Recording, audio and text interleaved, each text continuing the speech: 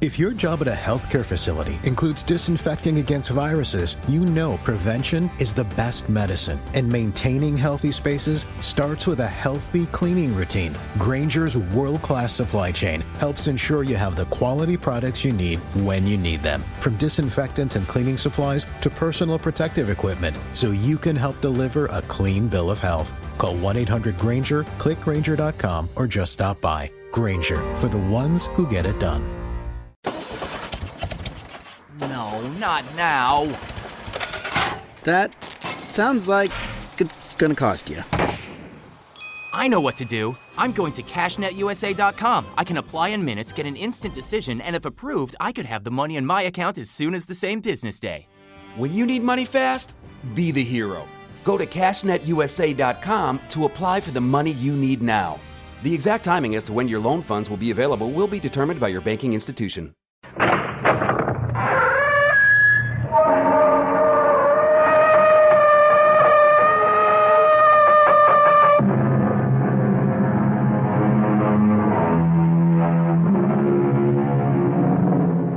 Come in. Welcome. I'm E.G. Marshall. This is a story of something lost and never found again. A sad story. A strange story. But in no sense a warning. For certainly no one of us listening could ever be caught up in such a set of circumstances. Or could we? How sure are any of us of our destiny? Our mystery drama, The Ghostly Rival, was written especially for the Mystery Theater by Ian Martin and stars Will Mackenzie. It is sponsored in part by Buick Motor Division and Listerine Lozenges. I'll be back shortly with Act One.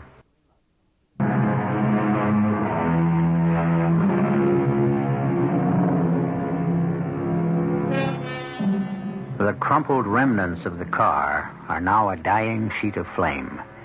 The bright oranges of the fire smeared and dulled by the black smoke as rescue crews work. The man, mercifully thrown clear of the raging flames, his fall broken by the thick underbrush, lies still and limp as the ambulance crew pick him up and carry him to the waiting ambulance. It takes off immediately, and soon, within the city limits, the familiar whoop-whoop of warning clears the road in front of it. It strikes a note of doom to all who hear it. Then, suddenly, there is the muted quiet of the hospital. Take him straight to emergency. Yes, Doctor. Superficial burns, possibly internal injuries, but main diagnosis is he was bitten by a black widow spider. Yes, Doctor. Whoever's on duty can handle the surface stuff. Alert the neuro resident, whoever's on the psych side for the rest. Can do, Dr. Peters. Did you sign him in? Yeah, here are the papers. There's a woman with him. Wife, I guess. She got caught in the car and burned to a crisp. His name is Cartwright. I guess kid glove treatment. He's one of them. We treat them all the same. That's the spirit, baby. Just the same, his family and in-laws did build a wing for dear old Central Hospital. All right, I'll see you in the snake pit later.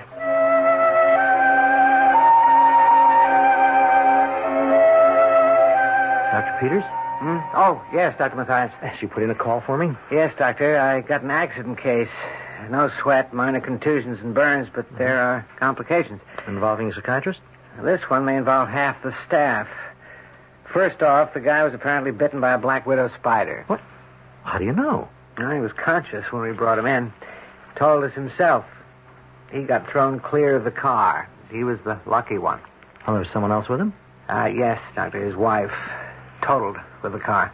Oh, how awful. They hit the guy pretty hard. Although he wasn't all that with it when we brought him in. Because apparently his wife was going to have a baby. Oh, how hard can you get hit? Tell me, how bad is the spider bite? Well, that's kind of out of my backyard, but according to Doc Stearns in toxicology, there isn't much to do but wait and see. Well, as I remember, it's seldom fatal, but it takes a long time for the poison to attack the system, and the pain is excruciating, if and when it does. Now, this poor guy's ready to flip his lid. I mean, he goes through the guardrail 200 feet into the valley, kills his wife and unborn child, and turns up without a scratch. Yes, except the spider bite. Yeah, that. Well, what's that next to losing your wife, your kid, and maybe your future? You're not asking me, Dr. Peters. You're telling me. And that is my job to discover and to heal, if I can.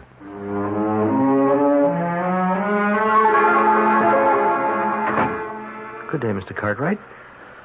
Well, what's your specialty? If you're a doctor. I am. I'm a psychiatrist. Oh. Well, that's different.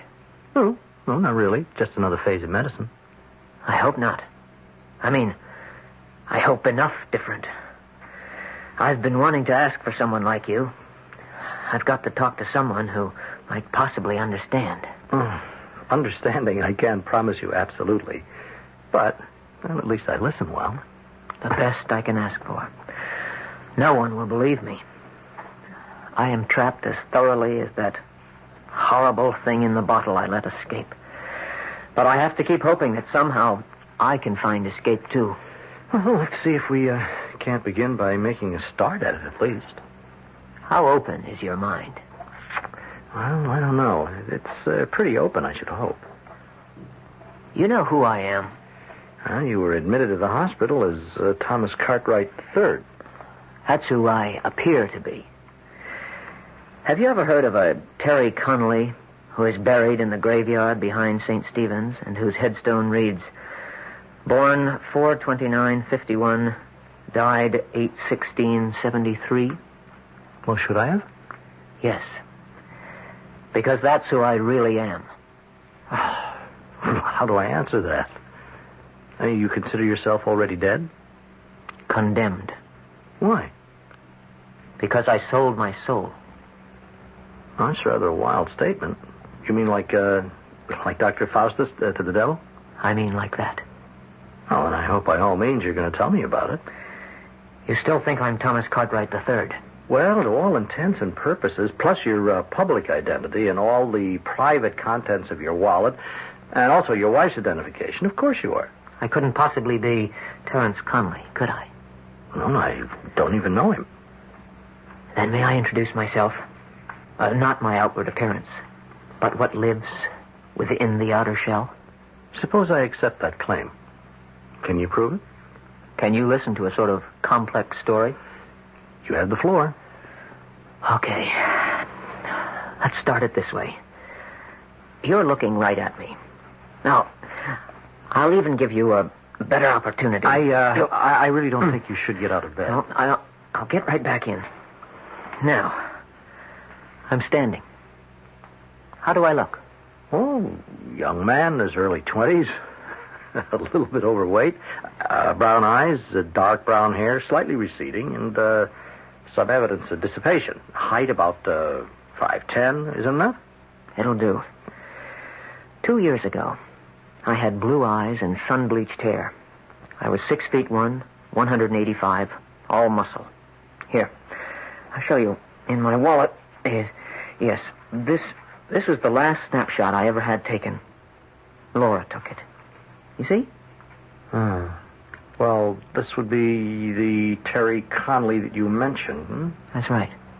With a surfboard. A hobby? My life. That was at Makaha, the Internationals. It was where I met Laura, and the first change in my life happened. You fell in love? You wouldn't think it to look at her, but she can hang 10 with any surf cat. Only by her it was just a sport, for kicks, not a way of life. Now that shook me. I suddenly woke up to the fact that I was nothing better than a surf bum. Oh, well, so you gave up surfing? Not exactly. I came back to L.A. Laura's from here. Well, from Santa Barbara. And since we wanted to get married, I had to find something to do to make a living. There was this kid I knew. We'd surfed at 100 beaches ever since we were in junior high. Only he'd busted up a leg pretty bad on a flip-out at Monterey. He had a little stake, so we opened a kind of surfboard rental shop. You know, with skin diving gear, other stuff, snorkels and all. And I went in with him, giving surfboard lessons on the side. It wasn't bad, but you couldn't make much. You know how rich Laura's family was. So, she came up with a better idea. I don't know, Laura. I just don't know if I could go that route. Oh, don't get all uptight on me. It's only money. Yours, not mine. Ours, darling. Once we're married. I don't want to live off you. Now, that isn't the question. I want you to live with me.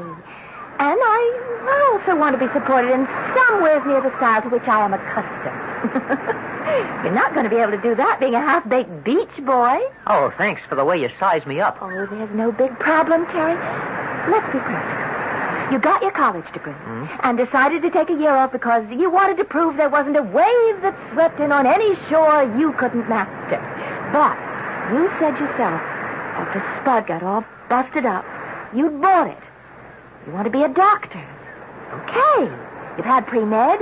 You just go on using my dough, and when you get to be a rich orthopedist, I'll make you pay and pay and pay. I don't know if I can cut it after being a dropout. You can cut anything you want to, Terry. What about your father? Well, I've been breaking him down bit by bit. He's not all that tough. And how about my rival, Mr. Flab-Bellied Moneybags? Tom Cartwright. That isn't fair, Terry. He's just very different from you. He sure is. Several $1,000,000 worth. Family money. He didn't earn it the way you're going to. Oh, Terry. What? I love you. You're what I want. Your father will never buy it. I told you I've been working on him. I've even got this far. You're invited to dinner this Friday to meet him. You mean so he can look me over? Well, that's fair enough, isn't it? Sure. If you were my daughter, I'd make damn well sure I got a good look at anything chasing you.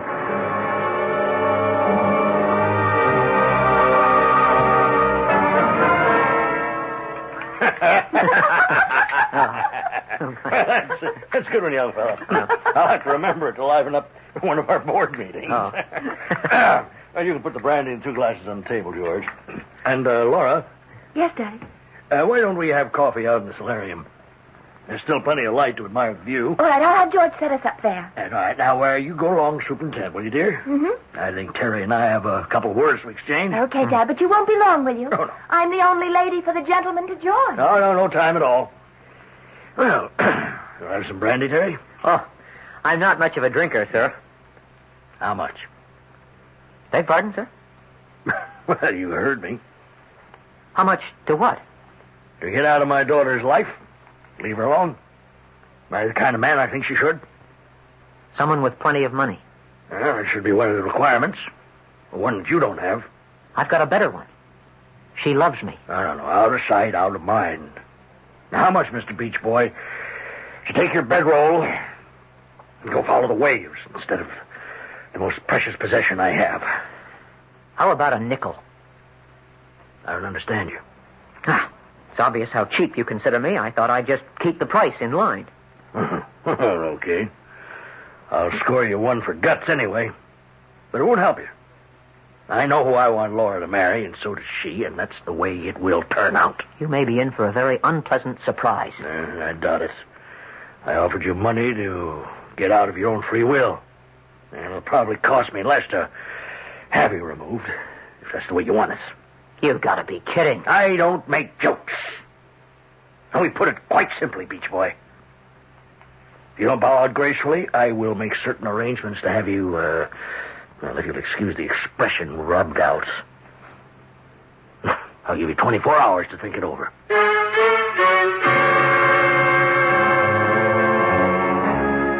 John Sherman Blake, chairman of more boards than we have time to list. Inherited money and accrued money, position, power. The man who holds all the cards and who, in the long tradition of robber barons, never hesitates to use any lever to secure his ends. But murder? Even second-hand? Is that how Terry Connolly reached such an early grave? I'll return shortly with Act Two.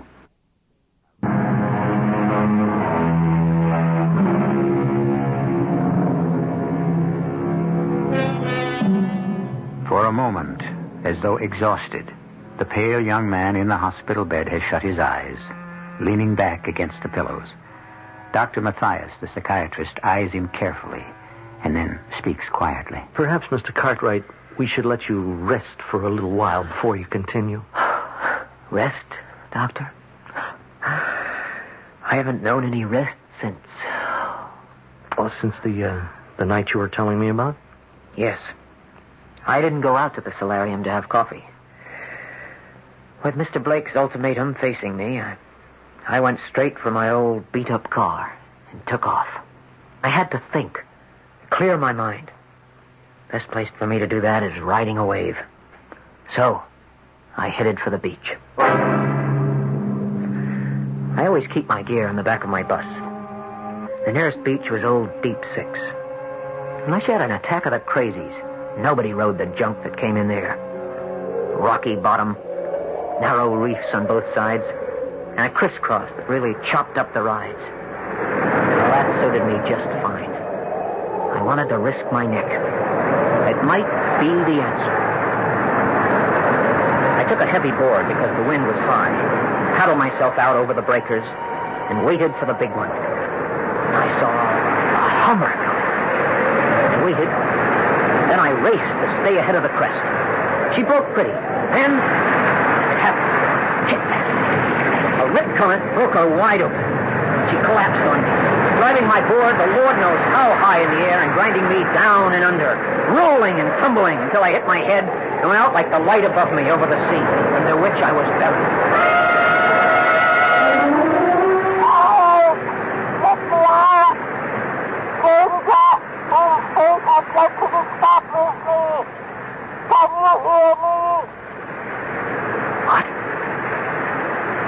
What is it? Who? Oh. Who is it? Oh. Only release me from my prison, and I can grant you anything you want. Anything? You have only to name it, and it is yours. Bruised and battered, half conscious. By luck, the tide had been going out, and I had been left lying stranded, face down in the rough sand, above the tide's edge. It was almost dark. Beside my head lay a dark green bottle washed up by the waves. And from it, the voice I heard. Or did I really hear it? Was it just some sounding in my half-conscious head? It seemed to be coming muffled from the bottle. Who are you? Who I am matters little.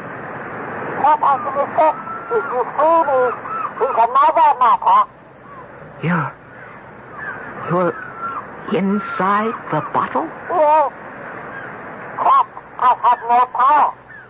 Freed, my power is limitless. When I freedom, ask what you want.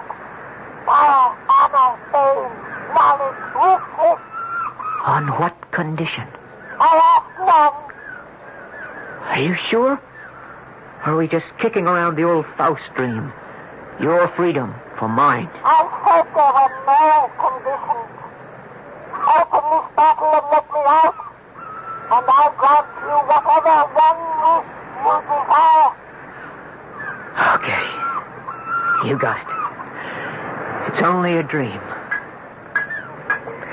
How? There is no way I can dig this cork out. Break the bottle. Okay. Scrooch up in the bottom and look out for flying glass. Here goes! The moment the bottle broke, a great, hairy, black spider with a red hourglass mark on its belly burst from the sharded remains of the neck. For a moment, it teetered on its long, jointed, multiple legs. And then, a second transformation took place. Almost as though it had exploded, the spider blew up into a giant of a man, with a bald head bristling dark blue from shaving, and a body covered with tangled black hair, dressed conventionally enough in blue jeans, just like I wear normally. I am your servant, sir. Who are you? I am whoever you want me to be. But that is of little importance for the moment. You kept your part of the bargain. Now, I keep mine. Ask anything you want of me. One request. No strings. Choose. All right. I'm too tired and chopped up to debate the point. You ask me what I want, I'll make it within reason. More wealth than the father of the girl I want to make my own. Enough more so that he cannot keep us apart. Granted. You've made your choice.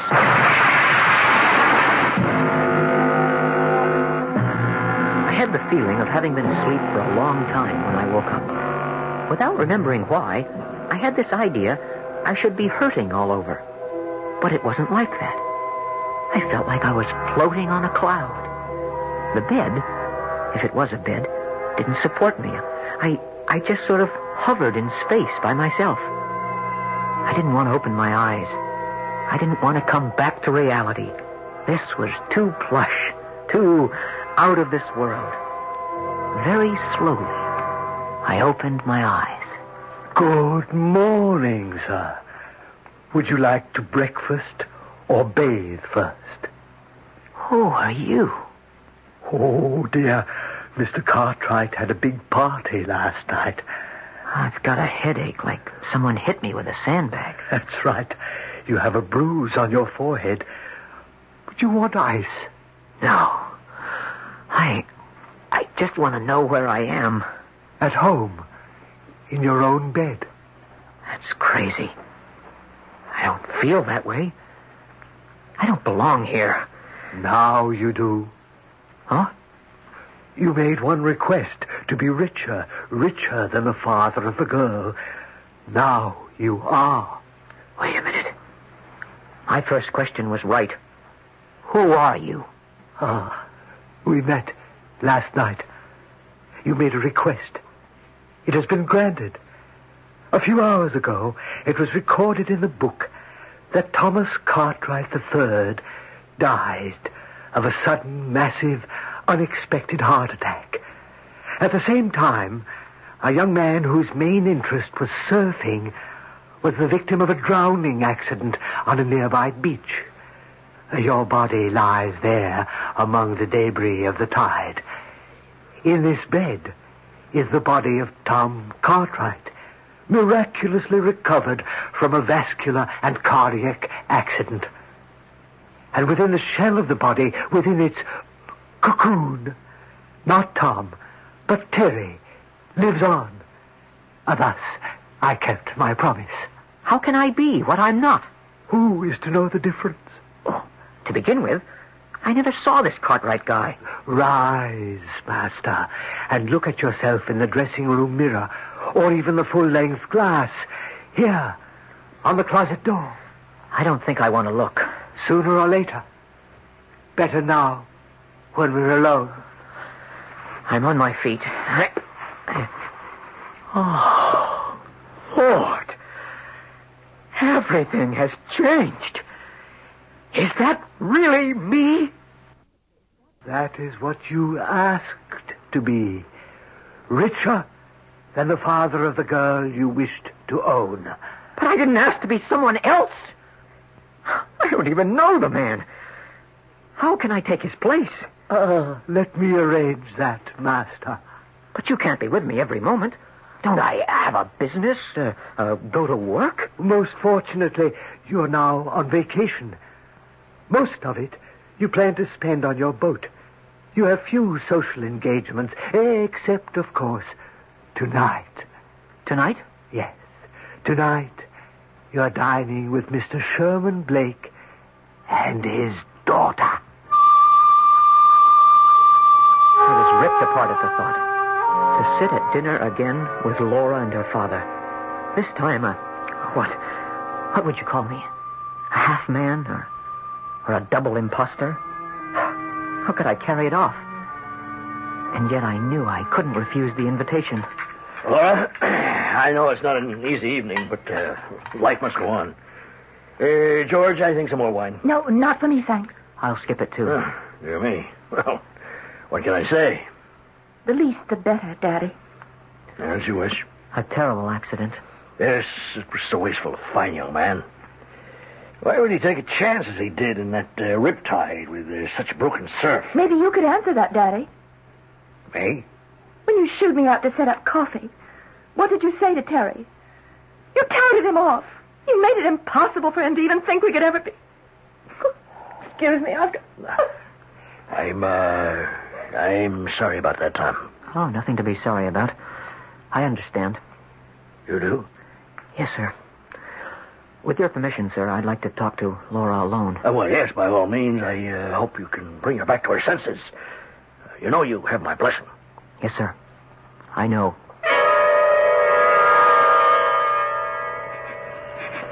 Why don't you leave me alone? Laura, please. Don't you even have one small speck of sensitivity in that mean, rotten little soul of yours? I only wanted to tell you something. There's nothing you can tell me that I want to hear. I'm just trying to explain that Before I met Terry, you explained again and again that you were not what you seemed, a conceited, pawing slob who reached for any woman as though it was his divine right. But what I'm trying to say is that I'm not like that anymore. Don't make me laugh. We've been down this route before, Tom. There's no way, now that I've known what a real man can be, that you could ever turn me on. I wouldn't dream of trying now. I'm sorry, Laura. Except, I wish I could tell you how sorry I am about what happened to your Terry. Well, thank you. Though it doesn't even sound like you. I wish I could believe it. You can. I'm not quite the heel you make me out to be. I may have been once, but not anymore. Now I'll leave you alone. I just wish... Wish what? Well, I just wish I could comfort you some way. Well, I don't see how. Thank you for wanting to, Tom. It's so funny, but all night since you came to dinner,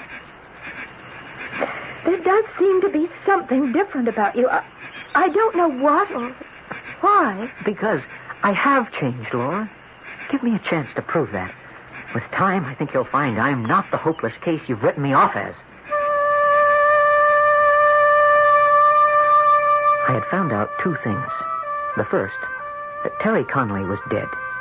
The other, that I, or Terry, had given up his life for nothing. I went roaring home in my newly acquired Ferrari to face Aki, or whoever he was, with a new decision. I want to go back. I don't want the money or this flabby, jaded body. So sorry. It's not possible. One wish only, and that has been granted. But I didn't know I'd have to give up my life for it. Please, allow me to point out, you still live.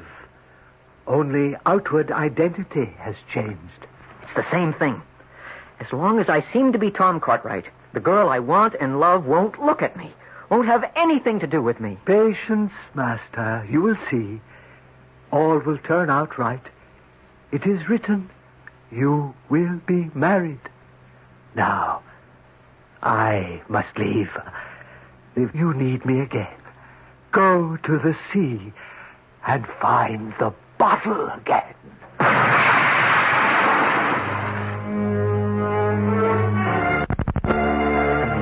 Oriental's head, a great, jagged streak of fire exploded and disappeared.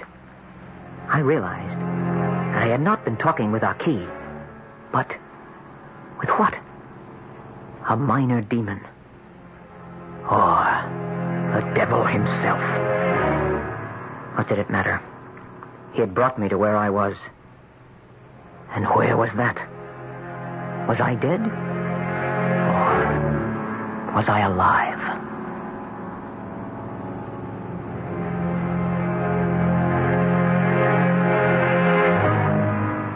For a moment, the pale, tortured young man in the hospital bed stops his story to shut his eyes as if against a wave of excruciating pain.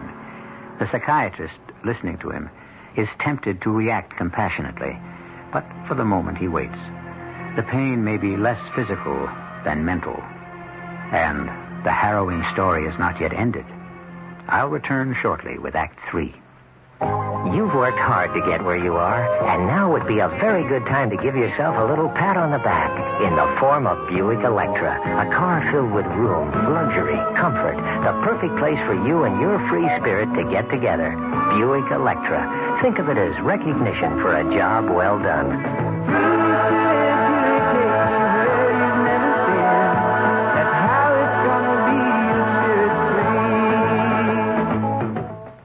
America discovers mailgram. All over the country, people are discovering the speed and impact of mailgram.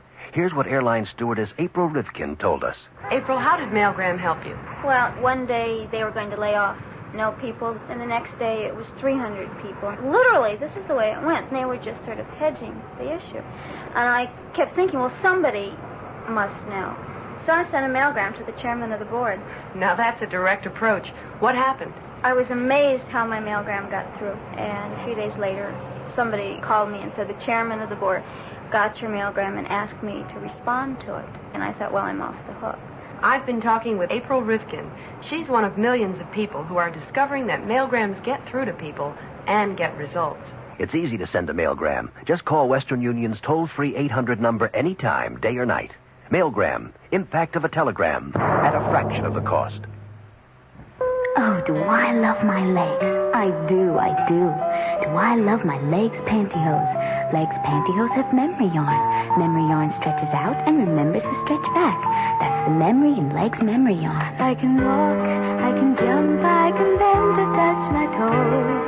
Stretch to stand on tiptoes. Legs never bag. Legs never wrinkle. The memory in legs memory yarn. My legs pantyhose have a fit you can't forget.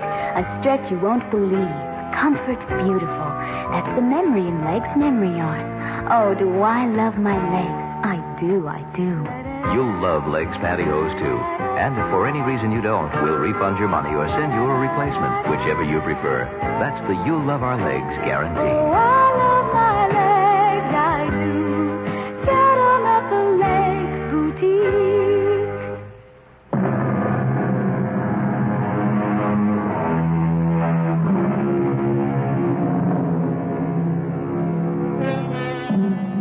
The wave of pain, whether caused by the spider bite or some deeper echo from the soul, has passed. But the young man in the bed still lies with his eyes closed. The nurse, coming into the room, is quickly pantomimed to silence by the psychiatrist. She stops with the tray containing the hypodermic and the phial of morphine. Quietly, Dr. Mathias goes to her. Dr. Peters ordered a hypo for him, Dr. Mathias. Well, I don't think he needs it yet. Now, if it becomes necessary, I'll give it to him. Yes, doctor. Mr. Cartwright? Yes. Are you all right? Yes. Do you have any pain? Pain. Oh. I'll never be without it. I can give you a needle if you want. No. No drug will reach the pain that really haunts me. I want to finish my story. Yes. Very well. Let's continue. It was her father who dragged me back into the whole mess. He came to see me at my house, and he didn't mince words. Now, you can't leave me hanging like this. I have a deadline to meet. Yes, I know. Well, are you coming in with me, or aren't you? I haven't made up my mind yet. Oh, good Lord, man, you can't put me off. I'm on the edge of the precipice. I foolishly overextended. I have no cash flow, and if the banks ever get wind of that, the whole thing would collapse like a house of cards. And how much is it you want to borrow? It's got to be a couple of million, at least. Now, we have been over this before. And the security. We've discussed that before, too. You mean Laura? Yes. Except that she happens to be a security that you can't deliver. That's where you're wrong. I have only to tell her the truth about my business problems, and she would she would agree to marry you. A lamb to the slaughter. What'd you say? Doesn't matter. All right, Sherman. Or perhaps I should say, Dad. You've got a deal. Laura, for whatever you need, up to what I've got. You'll never regret this, son. And so, you were married? Yes. Not quite 2 years ago. It was a bad marriage? No. No, not for the most of it. At the beginning, for the best part of the first year, it was uneasy and difficult. But slowly things began to change. I wanted to tell Laura the truth, what really had happened. But how could I? She would have thought me absolutely mad, out of my skull. Then, as the months passed, I began to see it looked as though I'd never have to. I remember one night, after a party, going to bed. How many people do you suppose were at that party tonight? I don't know. A couple of hundred, maybe. And how many men? You think I count them? No, I'm serious, darling. Darling? That's what I said. Men. I don't know. I guess when Stanton throws the ball, there are more men than dames. What's the difference? I just wanted to tell you something. No matter how many there were, I'd have taken my man over any guy there. Laura. Yes. That's the way it's gotten to be with me now.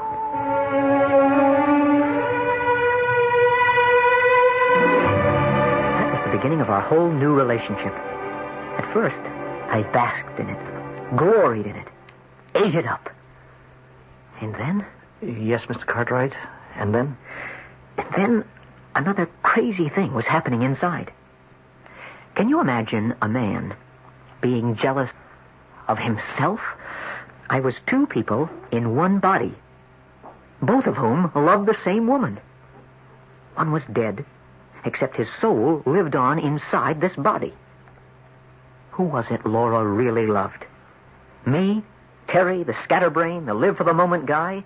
Or Tom, the percentage man, the cool cat with the morals of one and a built-in gift for destruction? Is that what you tried to solve? That's what I had to solve. Because... Because? Because so very soon after Laura and I had found each other, she became pregnant. Whose child had been created? Mine? I mean Terry's? Or Tom's? I mulled over. I agonized over what the future held. And at last, I had to decide. I had to make some attempt to find out. But how can we? We're only human. We can't foretell the future. I could. I remembered what the Spirit had told me. To seek him, go to the sea. Again it was late in the day, and again it was old Deep Six. Beyond the surf, I waited for the wave. I was king, invincible, hanging ten. Suddenly, before I could move back, the wave broke upon me. The wild frost whip snatched my board and threw it sky high, and I was ground down under the mad, swirling, breaking water below. I came to again, lying on the tide's edge, just as I had done so many months ago. Why did you search for me? The child. What of the child? I suddenly realized what a fool I was. You asked nothing from me for what I wanted. But what about my children? What did you imagine? The world on a silver plate without any regret? But you promised it was not the old Dr. Faustus gag. Naturally. We progress. Things change. Your soul had no interest for me. Only your offshoot. Your children from here on, and into time. As long as they shall live. That's the answer to everything. Why I came back, ready to strangle the woman I loved, so she could never bear a child that would foster the dynasty of the devil. But you didn't strangle her. No, because when I got home, Laura was half out of her wits. She had found that a black spider with an hourglass shape on its belly had been weaving or spinning a web over the crib we had waiting in the nursery to receive our baby when it was born. Well, then what happened? I started to push aside the web, but it clung to me. And as I tried to brush it off, suddenly the spider was clinging to my wrist, and I could feel its bite, sharp and penetrating, and I could hear a voice in my ear. You cannot win, my friend. I gave you freedom. But in return, you sold to me your children and your children's children till the end of time. You accepted that? Never. Never. I took Laura with me to the car. The excuse for our wild ride, that I had to get to the hospital to get an antitoxin for the bite of the Black Widow. Take it easy, darling. I can't. You don't understand. I love you so. I don't understand what obsesses you. There's no way to explain. It's just that the devil rides our fate. Hold tight. And remember, I love you. This is the best way out.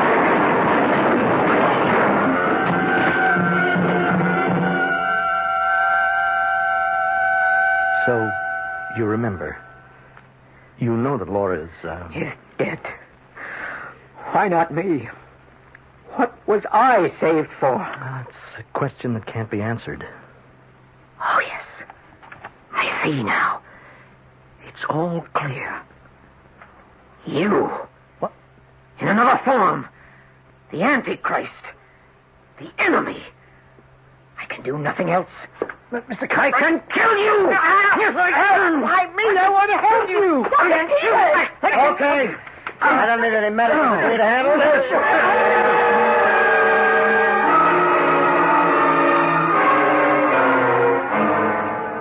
That's an unusual case, only because of the violence involved. There's not much to say about it, Dr. Peters. Except I'd like to try to understand it. That would take volumes. A classic world of delusions. Everything? There's very little missing. There was love broken off. There was a child that might have been born. There was a man already beyond the norm of society who thought he was doing the right thing in destroying himself, his wife, and his unborn child. And we just write him off, Doctor? No.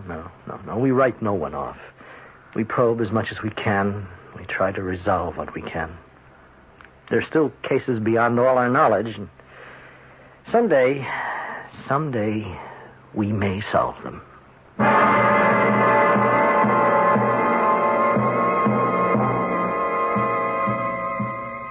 Don't look to me for any answers. This is the story of what happened, or appeared to. I know no other way than to leave it at that, unless someone can tell me more than I can understand. I'll be back shortly. Bargain shoppers of America, you've waited long enough. Now you'd better move fast, because it looks like prices on appliances will be going up again soon.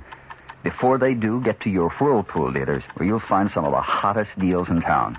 How about that new dishwasher you've been promising yourself? Take $74 off the old fair trade price tag on a new deluxe Whirlpool quality dishwasher. In the market for a quality refrigerator? Save $60 on Whirlpool's beautiful big side-by-side 19-footer. Or save $43 on the Whirlpool 12-footer that's American-made and only 24 inches wide. Wait, there's more. You save $70 on a Whirlpool quality compact washer and dryer pair, and they can both fit in only 24 inches of space. Here's what we're saying. Whatever you're bargain shopping for in the way of quality appliances, now's the time to see your Whirlpool dealer. He's got the deal to turn you on. Prices are optional with Whirlpool dealers, and savings are based on previously higher fair trade prices.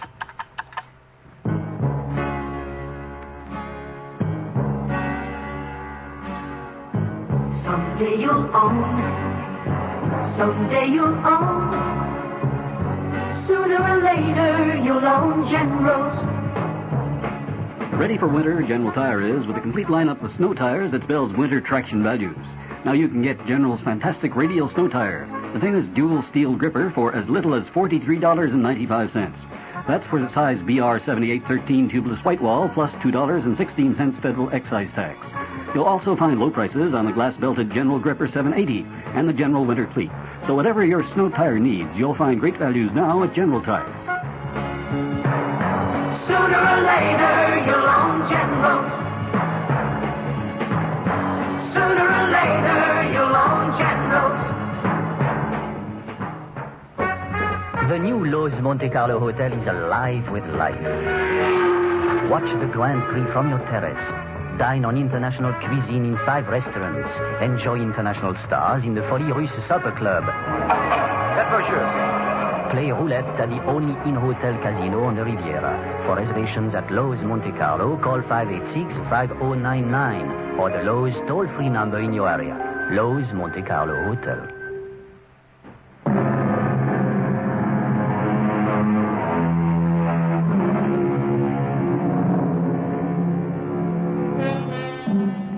There isn't much to say about this particular tale, except that he who traffics with the devil must be prepared to pay the price. A sad and terrible price for all who are involved, except John Sheldon Blake, who was really the most to blame.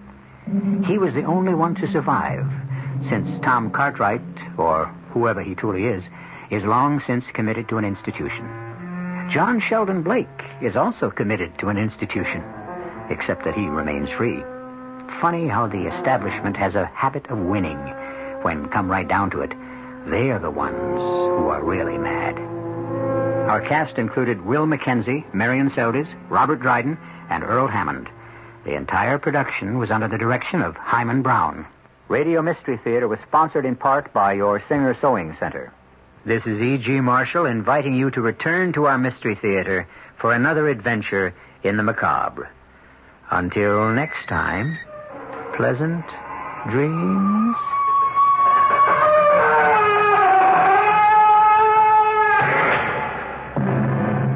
Tonight's Mystery Theater was also brought to you in part by ShopRite Supermarkets. The preceding program was furnished by CBS Radio. Hello, it is Ryan, and I was on a flight the other day playing one of my favorite social spin slot games on ChumbaCasino.com. I looked over at the person sitting next to me, and you know what they were doing? They were also playing Chumba Casino. Coincidence? I think not. Everybody's loving having fun with it. Chumba Casino is home to hundreds of casino-style games that you can play for free anytime, anywhere, even at 30,000 feet. So sign up now at ChumbaCasino.com to claim your free welcome bonus. That's ChumbaCasino.com and live the Chumba life. No purchase necessary. VGW. Void where prohibited by law. See terms and conditions. 18+.